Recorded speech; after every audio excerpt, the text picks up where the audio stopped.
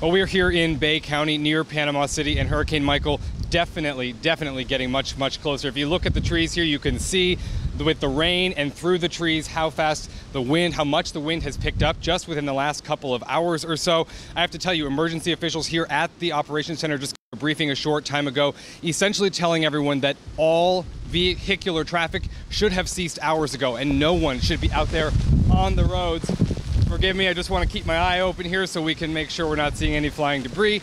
But they have said no one should be out there on the roads. No one should be trying to get to a shelter at this point. Wherever you are, you should be hunkered down. They did say if people showed up at the shelter, it would be up to that shelter's discretion in terms of whether or not they would let you in.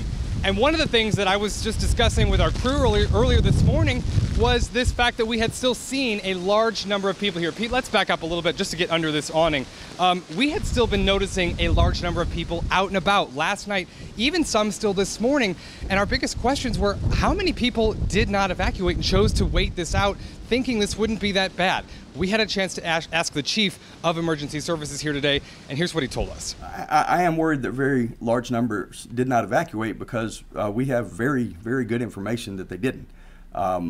When you look at our shelter counts, when you look at our traffic counts, and you look at the number of people that live in those evacuation zones, it's just math. And so there are people out there in this storm, and you know, it's just physics and common sense that there's going to be some situations out there that could be unsurvivable.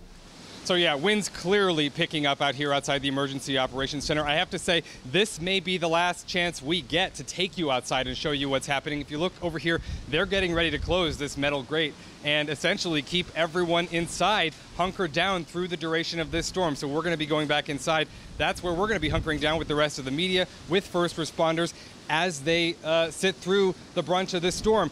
You know, the horrible thing that emergency officials are telling us they're having to deal with now is the fact that they simply cannot respond to emergency phone calls that are still coming in. They got emotional discussing it. They said they're going to have to just wait it out until the worst of the storm passes. And even then, once it does, they have another big fear that they are not going to have enough people to respond to the number of calls they might get. Reporting in Bay County, Florida, I'm Chris Welch.